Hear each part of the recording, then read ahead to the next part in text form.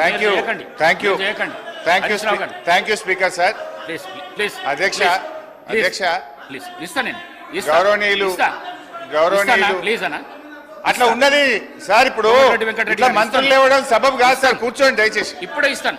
అట్లా ఉండదు అన్న. ఎలియా మినిస్టర్ గారు చెప్పండి కొద్దిగా. ఇప్పుడే అధ్యక్ష గౌరవనీయులు ఎలియా మినిస్టర్ గారు అన్నట్టు రాహుల్ గాంధీ గారి బాటలో నడుస్తామని చెప్పారు. అదే రాహుల్ గాంధీ గారు పాంచి న్యాయ్ గురించి కూడా చెప్పినారు. ఎమ్మెల్యేలు పార్టీ మారితే వెంటనే డిస్క్వాలిఫై కావాలన్నారు. వాళ్ళతో రాజీనామా చేయించారు. రెండవది అధ్యక్ష, మేము కూడా సబ్జెక్టే మాట్లాడతాం. We will not deviate from the budget. 10 ఏళ్ళు మేము కూడా ప్రభుత్వంలో ఉన్నాం. మా అనుభవాలను ఈ ప్రభుత్వానికి ఈ రాష్ట్రానికి మేలు జరిగే విధంగా వాస్తవాలు మాట్లాడే ప్రయత్నమే చేస్తాం అధ్యక్ష. అయితే ఒక రిక్వెస్ట్ అధ్యక్ష, బడ్జెట్ మొత్తం 4 రోజులు పెట్టినాం. మన పద్దులు కూడా మాట్లాడే అవకాశం తక్కువ ఉంది. అందువల్ల కొంచెం సమయం ఎక్కువ ఇవ్వండి దయచేసి. మేము ఈ రాష్ట్రం కోసం, మరి ఈ రాష్ట్ర ప్రజల భవిష్యత్తు కోసం ఈ ప్రభుత్వానికి కూడా కొన్ని మంచి సూచనలు ఇస్తాం అధ్యక్ష. కొంచెం దయచేసి ఇంటరప్షన్ లేకుండా సమయం ఇవ్వాలని విజ్ఞప్తి. అధ్యక్ష, the more a government blames others, the more it reveals its own failures and inability. ఏ ప్రభుత్వమైనా ఇతరులను ఎక్కువగా నిందిస్తుందో ఆ ప్రభుత్వం తన అసమర్థతను, వైఫల్యాలను బయట పెట్టుకుంటుంది. కాంగ్రెస్ ప్రభుత్వం ప్రవేశపెట్టిన బడ్జెట్ గురించి వ్యాఖ్యానించడానికి ఈ మాటలు సరిగ్గా సరిపోతాయి. బడ్జెట్ ప్రసంగం అంతా బీఆర్ఎస్ను తిట్టిపోయడం కోసం తయారు చేసినట్లుంది. ఒక రాజకీయ కరపత్రం లాగా ఉంది. బడ్జెట్ ప్రసంగానికి ఉండాల్సిన గంభీరత కానీ దార్శనికత కానీ ఏమాత్రం కనబడలేదు అధ్యక్ష. ఫార్ములేషన్ ఆఫ్ పాలసీ కన్నా హ్యూమిలియేషన్ ఆఫ్ అపోజిషన్ మీదనే భట్టి గారు ఎక్కువ దృష్టి పెట్టినట్టుగా కనబడ్డది. అధ్యక్ష, నేను సూటిగా ఒక మాట అడుగుతా ఉన్నా అధ్యక్ష. ఎన్ని రోజులు మా పేరు చెప్పి బతుకుతారు? మీరు చేసిందేందో, చెయ్యబోయేదేందో గది చెప్పుండ్రి. 8 నెలలు గడుస్తున్నాయి అధ్యక్ష. మన రాష్ట్రంలో దిశ లేని పాలన నడుస్తుంది. ఈ రోజు వరకు ఒక్క పాలసీని సమగ్రంగా రూపొందించలేదు, ప్రజలకు వెల్లడించలేదు. ఎంతసేపు ఉత్త రాజకీయ వృధా, కాయగొరుకుడు మాటలు, విజన్ లేదు, విషయం లేదు. ఇప్పటి వరకు సాధించిన ఒక విజయం లేదు. ఆర్థిక మంత్రి గారు స్వీపింగ్ కామెంట్స్ చేయడంలో సిద్ధహస్తులని ఈ బడ్జెట్ నిరూపించింది. ఒకవైపు బీఆర్ఎస్ ప్రభుత్వం గత 10 ఏళ్లలో అన్ని రంగాల్లో పూర్తిగా వైఫల్యం చెందిందని రాశారు. మరొక వైపు ఇదే బడ్జెట్లో రాష్ట్ర తలసరి ఆదాయం 3,47,229 రూపాయలని పేర్కొన్నారు. ఇంత సెల్ఫ్ కాంట్రడిక్షనా అధ్యక్ష? ఇంత కన్ఫ్యూజనా అధ్యక్ష? ఇంత కుట్రనా అని నేను అడుగుతా ఉన్నా.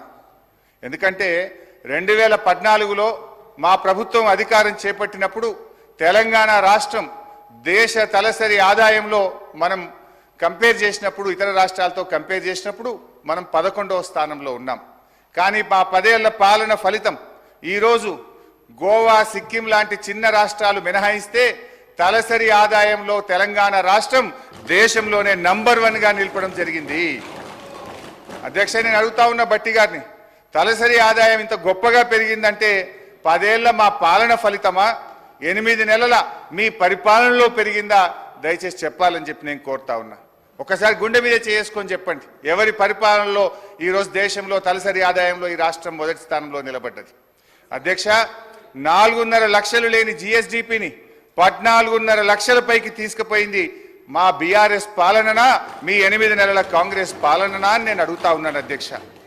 2014లో దేశ జీడిపికి తెలంగాణ కాంట్రిబ్యూషన్ 4.1% అయితే ఈ రోజు అది 5% పెరిగిందంటే ఇది 10 ఏళ్ల మా శ్రమ ఫలితమా, 8 నెలల మీ డ్రామా ఫలితమా అని నేను అడుగుతా ఉన్నాను అధ్యక్ష.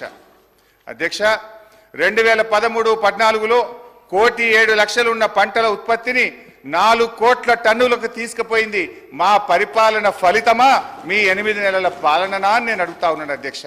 మేం వ్యవసాయానికి ఏం చెయ్యకుండానే 4 రెట్లు ఎక్కువ పంట పండిందా? తెలంగాణ రాష్ట్రం వచ్చినాడు కరెంటు పరిస్థితి ఏంది? ఆనాడు ఏం పరిస్థితి? అడ్డు అదుపు లేని కరెంటు కోతలు, పారిశ్రామికవేత్తలు ఇందిరా పార్క్ దగ్గర ధర్నాలు, వ్యవసాయానికి అర్ధరాత్రి కరెంట్లు, గృహ అవసరాలకు పట్టబగలు కరెంటు కోతలు.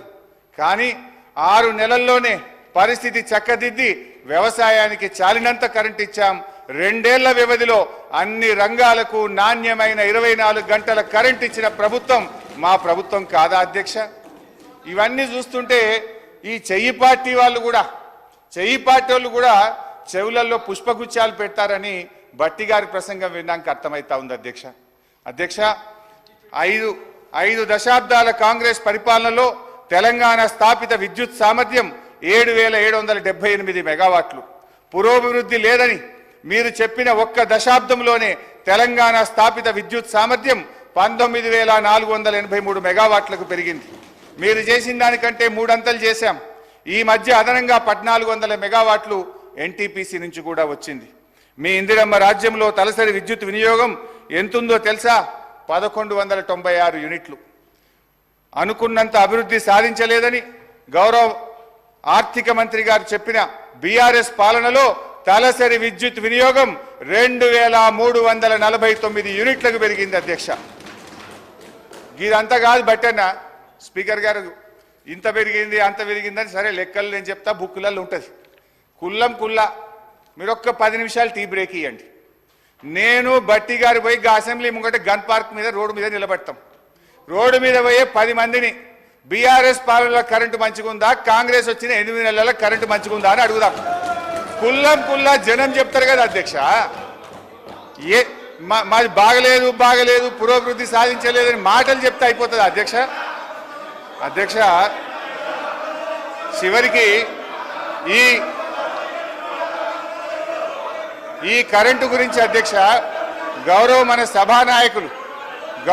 సభానాయకులు ఇదే అసెంబ్లీలో అప్పుడు తెలుగుదేశం పార్టీ శాసనసభ్యుడిగా ఇటువైపు ఉండి ఆనాటి కాంగ్రెస్ ప్రభుత్వం మీద రేవంత్ రెడ్డి గారు అన్న మాటలు ఒక్కసారి నేను గుర్తు చేయదలుచుకున్నా.